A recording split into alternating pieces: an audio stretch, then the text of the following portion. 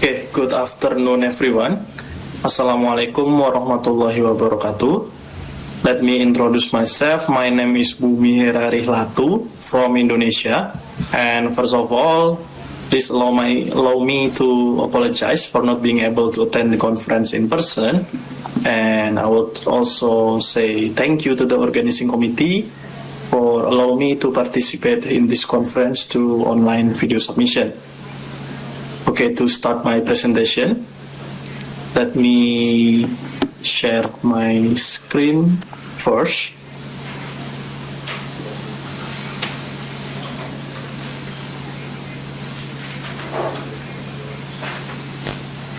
Okay. So, in this opportunity, I would like to present our work with the title Traceable Calibration of Pressure Data Loggers as Metrological Support for Halal Compliance. And my name is Bumi Herari Latu from National Measurement Standard, National Standardization Agency of Indonesia. Okay, the presentation will be structured into 5 main sections.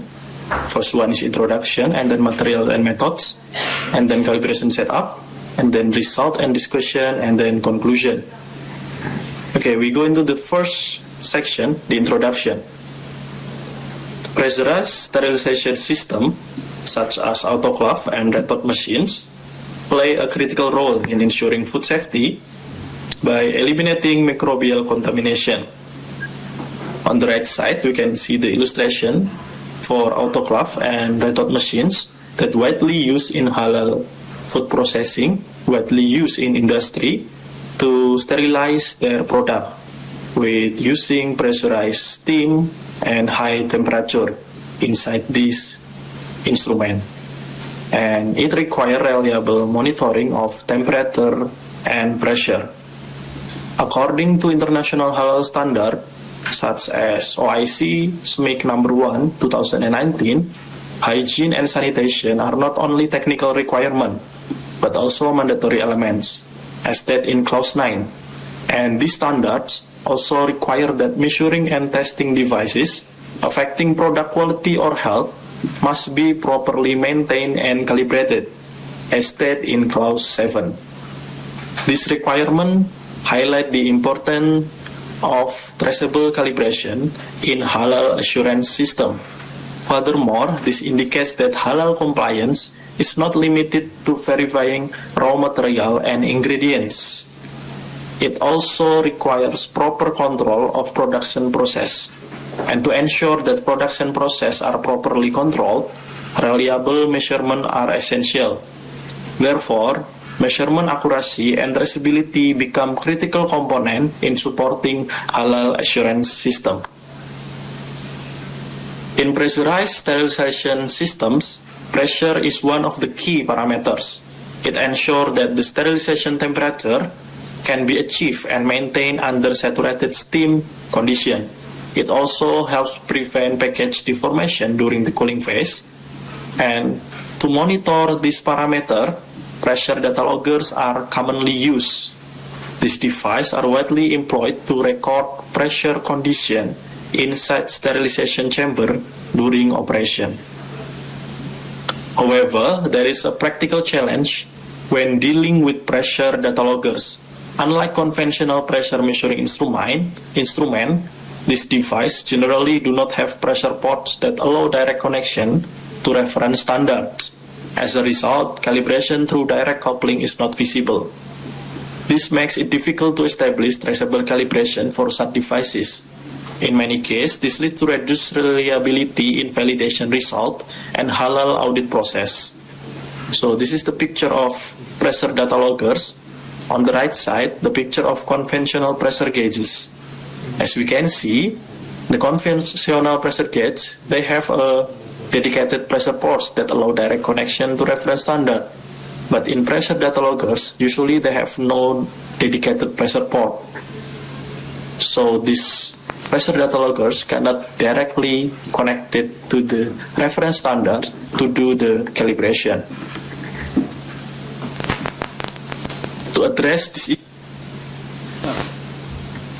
issue, The objective of this study is to develop and evaluate a traceable calibration system for pressure data loggers. This is achieved by using a pressure chamber combined with a traceable pressure standard. The goal is to enable reliable calibration of data loggers used in sterilization validation process. This is the materials and method in this study.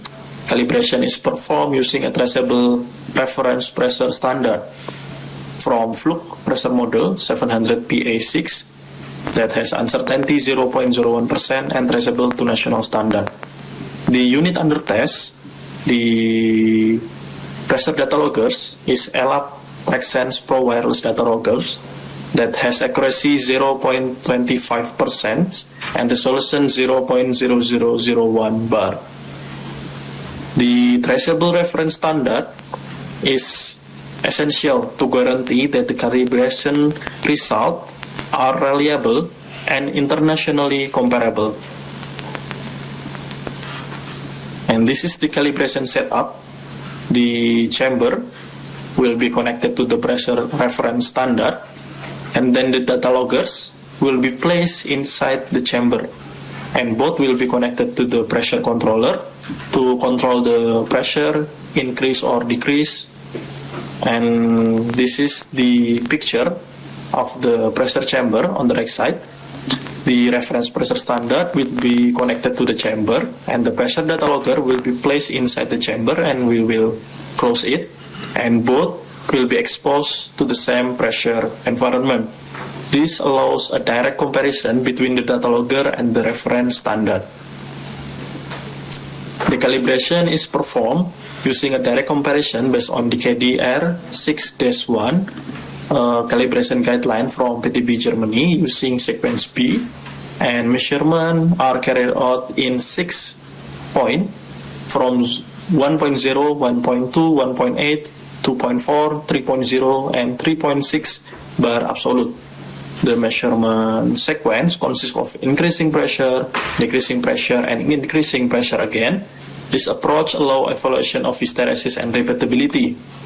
And then to find the pressure error, delta P is P indicator or P from pressure data logger minus P standard, and the error span is absolute error plus its uncertainty.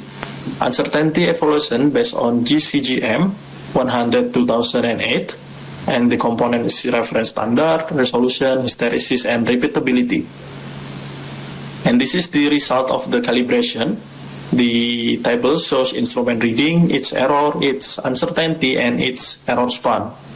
Instrument reading from 1 until 3.6 bar, the error is plus minus 0.09 bar, and the uncertainty is 0.001 bar.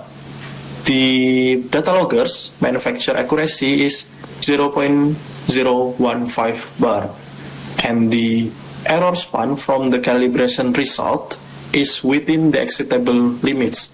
It is smaller than the manufacturer's accuracy, and this indicates that instrument complies with specification, calibration method is valid, and then pressure chambers provide uniform pressure environment and practical solutions and suitable for real sterilization condition.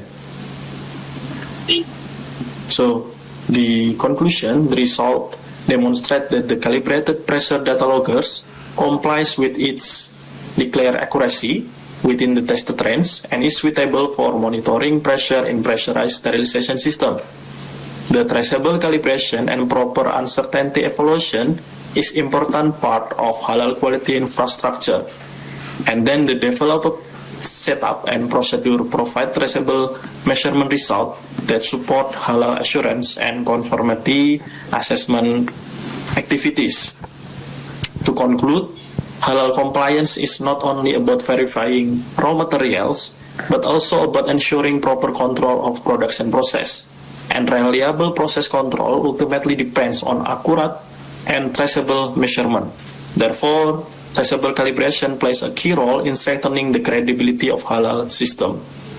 Okay, that's all from me. Thank you for listening. Assalamualaikum warahmatullahi wabarakatuh. Alright, alhamdulillah, everybody already presented the material, so Okay, good afternoon everyone. Assalamualaikum. started good. Let's continue for the question. So I invite 3 questions. Please mention your name and also please tell address to who speaker. So please, not yet, please. After the, please, I invite 1 and 2nd the shot. You need this one?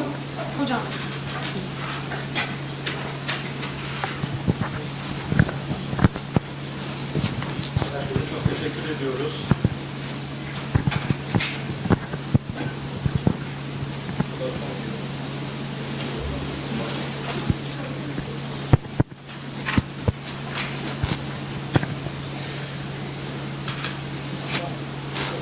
This one, please.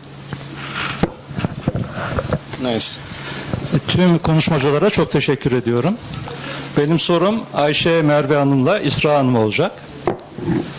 Şimdi ben Lokman Hekim Üniversitesi Helal Belgelendirme Müdürüyüm. Aynı zamanda TÜRKAP ve Helal Akreditasyon Kurumu'ndan da baş denetçi olarak görevlere gidiyorum. Bizim özellikle uygunluk değerlendirme yapan bir kuruluş olarak sahada edindiğimiz tecrübeler, izlenimler, uygunluk değerlendirme kuruluşlarının özellikle numune alma süreçlerinde aynı ürün grubunda farklı analizlere odaklanmaları. Şimdi bizim bir üründe, örneğin meyve suyunda 5 tane analiz istemişken başka bir kuruluşun 10 tane analiz istediğini veya 2 tane analize odaklandığını görüyoruz. Ama neticede 2 kuruluş da akredite. Şimdi böyle bir durum helal uygunluk değerlendirme alanında haksız bir rekabete de yol açıyor. Çünkü biz biliyoruz ki, hepimiz biliyoruz, muayene ve deney ücretleri maliyeti yüksek olan konular. Yani bir kuruluş aynı analizde, aynı üründe ödediği ücrete baktığımızda çok düşük ama diğer kuruluş daha yüksek maliyetle karşı karşıya kalıyor. Acaba Helal Akreditasyon Kurumu olarak, ülke olarak bizler ürün grupları bazında hangi analizlerin yapılması asgari düzeyde belirlenirse ve bunun da bütün belgelendirme kuruluşlarınca temelde aynı analizlere odaklanması akreditasyonun güvenilirliğini daha üst seviyeye taşımaz mıydı? Burada üretici kuruluşlarımız da var. Hepsini tanıyoruz. Tabii ki neticede bu yoğun bir çalışma neticesinde ortaya çıkacak konular. Uygunluk değerlendirme kuruluşlarının yetkinliği, becerisi de bu işte çok önemli. Risk analizleri de çok önemli. Ama sahaya gittiğinizde gerçekler çok daha farklı olabiliyor. Helal Akreditasyon Kurumumuzdan ricamız bir şekilde bir noktadan başlanılması. Çok kolay bir çalışma olmadığını biliyoruz. Yüzlerce ürün ve ürün grubu dikkate alındığında ama bir noktadan risk grubuna göre örneğin et ve et ürünlerinden başlanabilir. Bu konuda da destek olarak biz de elimizden gelen her türlü yardımı yapacağımıza buradan daha taahhüt edelim. Yeah, please consider the Teşekkür time. ediyorum, sağ olun. Yeah, please short question, please. Çok teşekkür ediyorum Ercan Bey kıymetli katkılarınız için. Ben sizin ne demek istediğinizi çok iyi anlıyorum. Size hak verdiğim hususlar da var. Ama sanıyorum şu an bu platform bu hususu tartışmak için çok uygun bir platform değil. Ben Helal Akreditasyon Kurumu'nda çalışıyorum ama şu anda hani bilimsel olarak bir çalışmaya sunmak üzere burada toplandık. Bahsettiğiniz hususla ilgili geri dönüşlerinizi ben tabii ki ilgili daire başkanlığıma ileteceğim. Bu konuyla ilgili hassasiyetinizi de göz önünde alarak umarım en kısa sürede bir aile toplantısı yapıp bu hususları masaya yatırırız. Çok teşekkür ediyorum. Sorry, considering the time, just plus the second question and then we will finish. Very sorry for the time because the time is over. So short question, please. Teşekkür ediyorum. Bütün konuşmacı arkadaşları tebrik ediyorum. Konuya vukufiyetlerinden dolayı, heyecanla, inanarak sunum yaptıklarından dolayı. Ben Muhlis Akar, Din İşleri Yüksek Kurulu üyeliği yaptım uzun yıllar. Yakında emekli oldum. 15 yıl aşkın da TSE'de Diyanet adına İslami konular uzmanı olarak komisyon üyesi olarak görev yaptım. Şimdi helal ve tayyip bir katkı olarak çok kısaca katkı yapmak istiyorum. Şöyle bir ifade kullanıldı. Bir ürün gıda güvenliğini yerine getirmiyorsa helal olduğundan söz edemeyiz. Bir cümle bu. Bir diğer cümlede belgelendirme sadece dini yönden helal konusu değil, aynı zamanda gıda güvenliğinde kapsıyor. Bakın bu iki cümle arasında da helal ve tayyip kavramlarının doğru yerde kullanmadığımız kanaati oluşuyor. Ben bunu hep dikkatimi çekiyor. Kavramları yerlerince kullanmak çok önemli. Helal aslında fıkhen asgari şartları taşımayı ifade eder. Mesela bir şeyin helal olması. Tayyip ise helalin sıfatıdır. Onun yani bugün benim şöyle bir ifademi hep kullanırım yıllardan beri. Allah-u Teala öyle bir kavram kullanıyor ki helalen tayyiben, siz gıda güvenliği adına, sağlık adına, hijyen adına ne kadar üst standartlar ortaya koyarsanız koyun, tayyibet kavramı hepsini kapsar. Dolayısıyla bunun yani sürekli bu alandaki gelişmeler aynı zamanda tayyibatın bir gereğidir. Örneğin GDO'lu gıdalar. GDO'lu gıdaları eğer haram bir madde katılmışsa zaten fıkhen de helal değildir. Ama helal bir madde katılsa bile fıtrata aykırı, siz gıdanın genetiğiyle oynadığınız için onun tüketimine bir birey olarak, Müslüman olarak helal deseniz bile tayyibat kavramı açısından bu şaibelidir. Dolayısıyla yani gıda güvenliği derken mesela bir insanın sağlığını, onun canını tehlikeye atacak derecede etkiliyorsa bu aynı zamanda tayyip değildir, helal değildir. Ama diyelim ki bazı küçük teferruatlar açısından problem varsa helal olsa da tayyip açısından yine şaibelidir. Onun için bu helal belgelendirme aslında bir gıdanın helalliğinin ötesinde tayyibatının tespitidir. Sonuç olarak şunu söylüyorum, gıda güvenliği açısından problemli olan problemin ağırlığına göre eğer insan sağlığını ciddi etkiliyorsa hem helal değildir hem tayyip değildir. Ama bazı küçük riskler taşıyorsa helal olsa da tayyibat açısından tayyip değildir demek daha doğrudur. Sonuç olarak aynı zamanda biz sadece helal belgesi vermiyoruz, aynı zamanda gıda güvenliğini de sağlıyoruz demek de doğru değildir. Gıda güvenliğinin sağladığınız oranda verdiğiniz ürünler helaldir, tayyiptir. Teşekkür ediyorum. Bilmiyorum anlaşıldı mı ne demek istediğim. Okay, Umarım anlaşılmıştır. Any speaker will respond? Okay. Inak, teşekkür ederim for the question. I think nice question. This one is to be last question and give big applause to our speaker today, the very nice speakers. And thank you so much. We invite the speaker to stage here, please.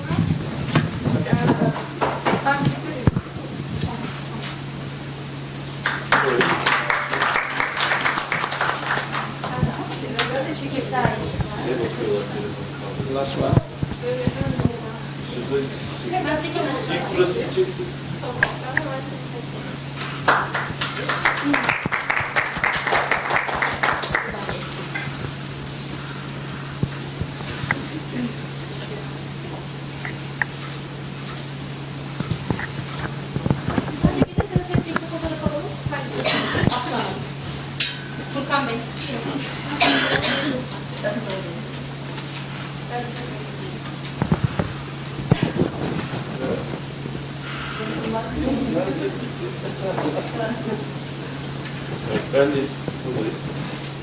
Çekiyorum. Bir saniye. Karar alacağım.